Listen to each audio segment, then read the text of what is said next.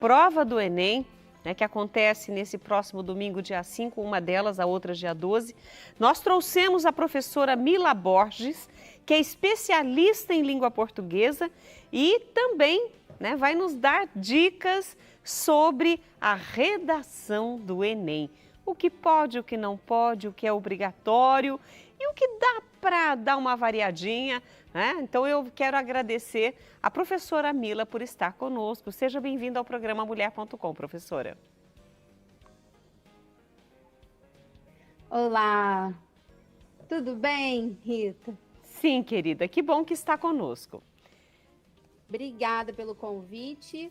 Vamos bater um papo, então, sobre a redação do Enem, essa prova tão importante, uma nota tão decisiva aí para a aprovação do aluno, né? Quando a gente fala de redação, sempre vem à cabeça a surpresa do tema. Eu acho que essa é um friozinho na barriga. O que será que vem por aí? Pode ser factual ou não, pode ser literário ou não, mas o que geralmente cai nas redações de provas tão importantes como o Enem? Pois é, o tema é a grande questão da prova, é o que causa o maior frisson. Fica todo mundo nessa época especulando o que será que vai cair, o que será que a banca vai cobrar. O que nós sabemos, o que nós podemos ter certeza, é que o Enem sempre trabalha questões sociais. Então, o Enem sempre vai trazer um problema social para o aluno discutir.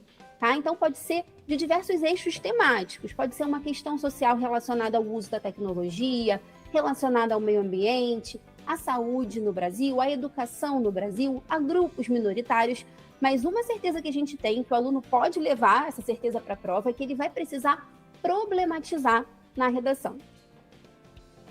No caso, por exemplo, a partir do tema, existem regras para o desenvolvimento desse texto.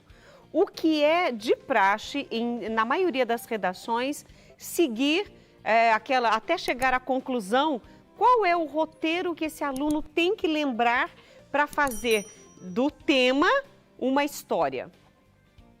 Isso, então, a banca exige, né, o tipo de texto exigido pela banca do Enem é o texto dissertativo argumentativo. No texto dissertativo argumentativo, o aluno precisa emitir uma opinião sobre aquela problemática que o tema apresentou. Então, é um texto de opinião. O objetivo do aluno é persuadir o corretor, defender a sua tese, ou seja, o seu ponto de vista, por meio de argumentos. E aí, o que é muito importante? O aluno entender a estrutura do texto. Eu acho que o primeiro passo para ele escrever bem é entender como se organiza as ideias no texto. Então, o texto dissertativo argumentativo, ele vai ser composto por 4 parágrafos.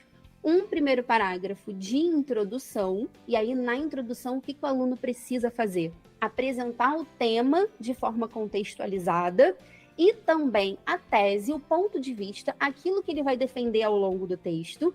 Na sequência, ele vai fazer mais 2 parágrafos, que nós chamamos de desenvolvimento. No desenvolvimento, aí sim, ele vai problematizar, vai defender ali o ponto de vista dele, problematizando. E aí, eu tenho uma dica muito legal para os alunos que ajuda bastante nesse processo de problematização, né? Dentro do método que eu criei para os alunos, eu estipulei para eles 5 perguntinhas que ajudam aí nessa coisa do raciocínio lógico, do pensamento crítico acerca daquele problema social que o Enem colocou.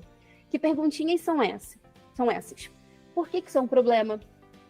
Quais são suas causas, as suas raízes? Quem sofre com esse problema?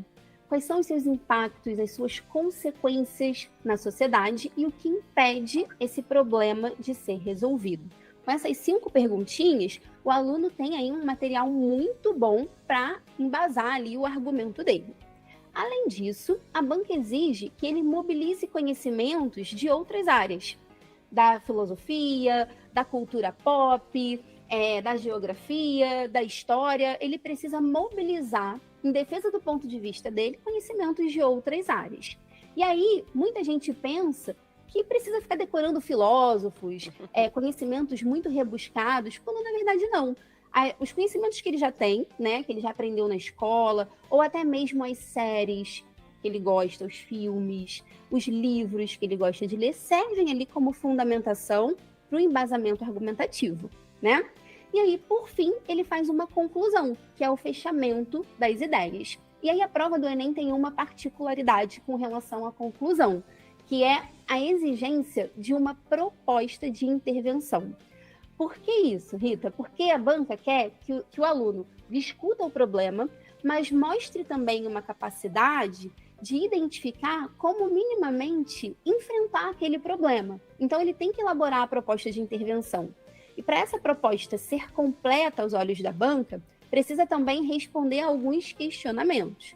O aluno precisa lembrar de colocar lá, ó, quem tem que agir para resolver aquele problema, o que deve ser feito, que é a ação propriamente dita, como aquilo vai ser feito e qual vai ser o efeito que aquilo vai surtir ali na sociedade. Então, é assim que ele estrutura um texto, é isso, basicamente, em linhas gerais, que a banca espera, e seguindo aí esse passo a passo estrutural, o aluno consegue desenvolver, dentro daquilo que a banca espera, um texto capaz de tirar uma boa nota no Enem.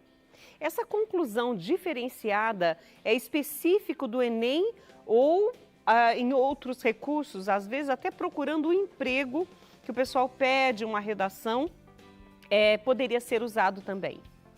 Também pode. É uma coisa específica do Enem, porque tem ali uma competência que avalia especificamente a elaboração da proposta de intervenção, mas pensar em soluções para os problemas, né, apresentados na sociedade, eu acho que é uma vantagem competitiva para todo mundo que vai aí passar por um processo seletivo. Acho que escrever bem, né, Rita? Eu acho que é uma vantagem competitiva na vida, dentro de um contexto em que muitas vezes a gente vê uma grande dificuldade da população de se expressar muito bem, de conversar, de escrever bons textos. Então, é uma particularidade do Enem, mas que eu acho que favorece muito em diversos outros setores da vida das pessoas.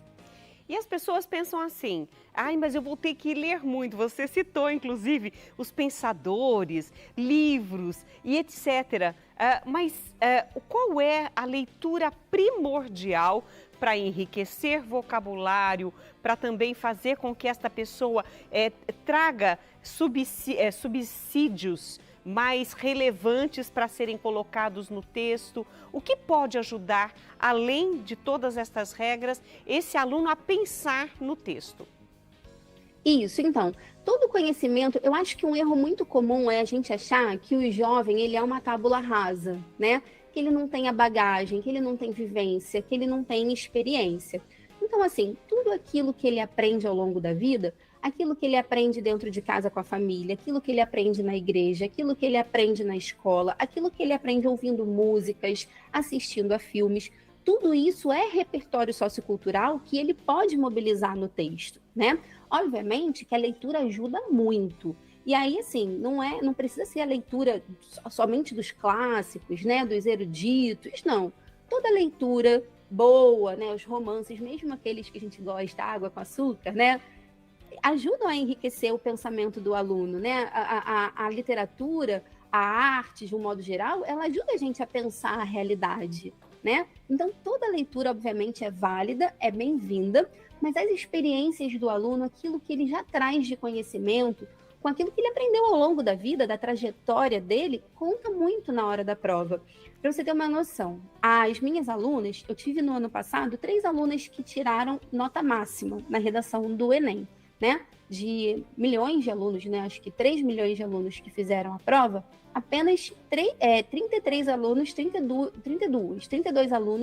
tiraram a nota máxima. Eu tive 3 alunas que conseguiram tirar a nota máxima. Uma delas, por exemplo, usou um filme da Disney para fundamentar, 2 inclusive. Uma usou um filme chamado Encanto, da Disney, para fundamentar um argumento, e a outra usou o filme O Corcunda de Notre Dame para fundamentar o argumento. A minha outra aluna, Mari, usou geração indianista, que é um conhecimento que ela aprendeu nas aulas de literatura, estudando o romantismo. Então, assim, os conhecimentos que o aluno tem, que ele adquiriu a partir das suas vivências, das suas interações sociais, são bem vistos na redação, quando bem articulados, né? Quando conectados ali à ideia do tema, a discussão que o aluno está promovendo, isso favorece muito o texto do aluno. Professora, eu quero agradecer demais a sua participação, com certeza enriqueceu bastante o conhecimento, e fica aqui a sugestão para o pessoal assistir né? A partir de hoje à noite já estará disponível essa nossa conversa com todas as suas dicas e nós vamos disponibilizar os seus contatos também, as suas redes sociais, para que o pessoal conheça mais do seu trabalho e assim você possa ajudar mais pessoas. Obrigada por estar conosco. Muito obrigada pela oportunidade e eu desejo a todos os nossos jovens uma excelente prova, façam com tranquilidade, com atenção, fiquem com o coração tranquilo, já deu tudo certo e que Deus abençoe a todo mundo. Olha, muito obrigada mais uma vez e eu gostei disso. Deus abençoe a todo mundo, que eles não fiquem nervosos e que consigam fazer adequadamente essa redação, porque é um peso bem forte, não só das questões, mas também da redação, né, professora? Sim, a nota de redação, muitas vezes, para muitos cursos, né? O Enem ele é o maior vestibular do país e dependendo do curso, por exemplo, direito, medicinas, engenharias, tem universidades que redação tem peso 4. Então, a nota da redação pode ser, de fato, um diferencial para a aprovação do aluno. Olha, foi ótimo, foi uma riqueza. Obrigada por estar conosco. Até a próxima. Até a próxima, obrigada. Obrigada. E nós conversamos aí com a professora Mila Borges, especialista em língua portuguesa, e nos falou sobre a redação do Enem, aí dando dicas para essa reta final.